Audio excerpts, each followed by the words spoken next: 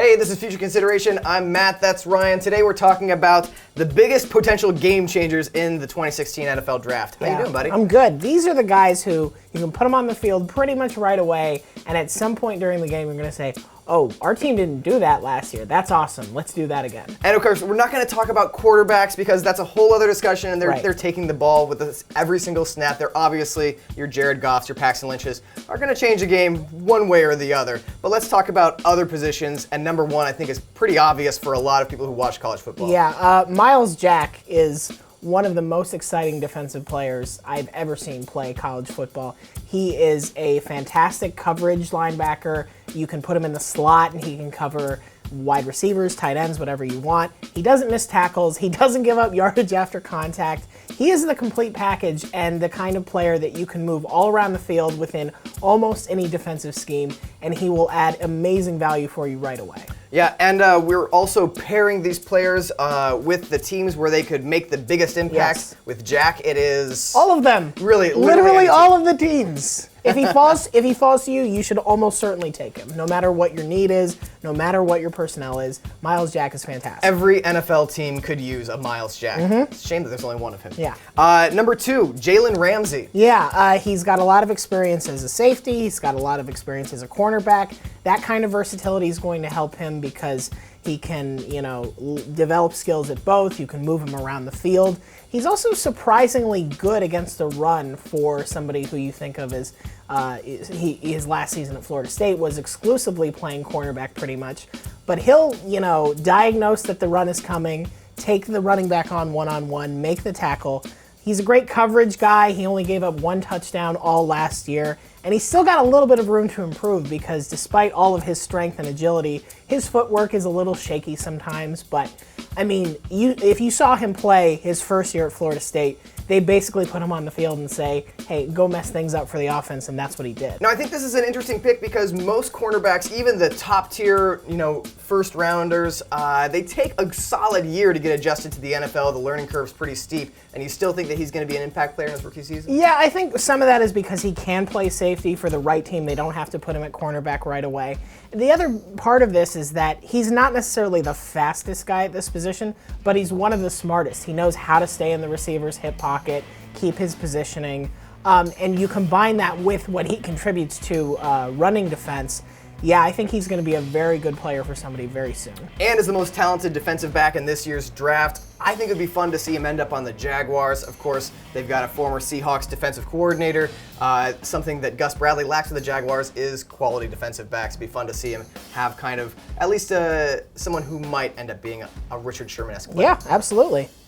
Moving on, number 3 on our list this week, Ezekiel Elliott. Well, he's fun. He doesn't necessarily do the Todd Gurley thing where it's like, oh, he just ran over the opposing defense, but Urban Meyer said he's one of the best players he's ever had without the ball because he's a great pass blocker. He's a great run blocker when he's in not getting the carries. He can run routes super well. He is a valuable contributor in all facets of the game. He also does have the ability to shake off contact. Zeke Elliott had 1,000 yards after contact last year. So he really is the complete package. He can give you everything right away.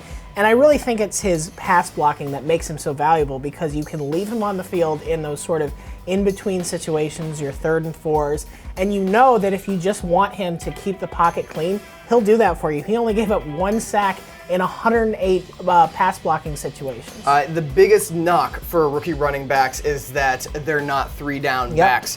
And with Elliott being a 3-down back, especially being able to do that as a rookie, it would be fun to see him end up at the Bears with number 11. I've seen him mocked to number 8 for the Eagles. They could probably use a running back after getting rid of DeMarco Murray. But I think I'd rather see him in the Adam Gase offense and step in to the role that Matt Forte did so very well for many years. Yeah, they've got Jeremy Langford, but I put them both back there. Really confuse opposing defenses with what these two guys could do at once. It makes Jay Cutler's life easier, which personally I don't care about, but I'm sure Bears fans do.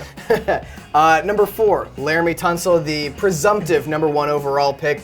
Both obvious and not obvious as a game-changing player. Yeah, he obviously an offensive lineman doesn't necessarily have that one big play that makes you say that won the game for us right there. They're not having a 12-touchdown season. Not yet, but we can change that, NFL.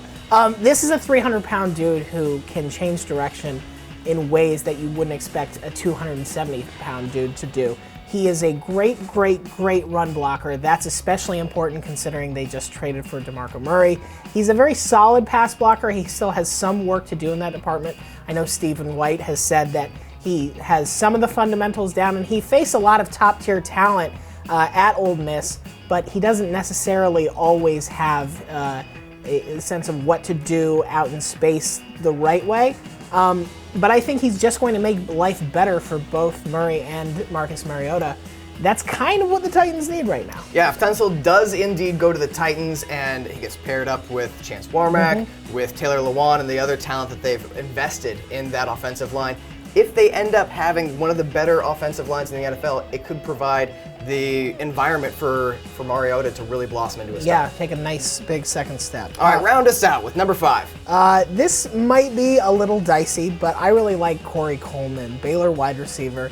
He's super fast, ran a 4.37 40 at his pro day. Yeah. I know, you're very fast too, you just don't get the chance to show it as much.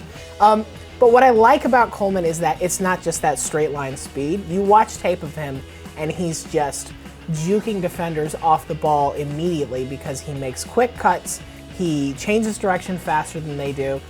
He is the kind of guy that is so good at getting separation that the fact that he doesn't necessarily have the full complement of route tree knowledge that basically wide receivers who don't go to Baylor do, I think he gets a pass for that for now just because you get him the ball in space. There's a substantial chance he's going to take it for a very long way. Yeah, there's a lot more press on Laquan Treadwell, who's considered to be a better or more NFL-ready wide receiver. Right. But Coleman scored 20 touchdowns in a college season. He scored touchdowns on 5.1% of all Baylor's passes. That's a ratio that has only been exceeded in college by Randy Moss, Demaryius Thomas, Des Bryant, and Larry Fitzgerald. I've heard of them. Also had some success in the NFL. Interesting. So I think that Corey Coleman, I would love to see him. Well, he's been mocked in our most recent draft to the Detroit Lions.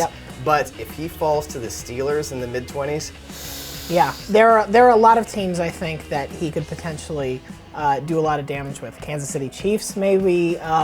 Yeah, he's the kind of guy who will just, you can't teach speed, and he has it. That's going to give him the chance to make big impact on the game right away. If he can step in as a 1B or number 2 receiver right away instead of having to be the number 1 wide receiver, he has a real chance to make an impact in his rookie season. Thanks for watching us here on YouTube. Find that little thumbs up, give that a click. We'd appreciate that. Subscribe for lots of great content on YouTube from SB Nation. Oh, and leave us comments. Only positive. Only positive. Yeah.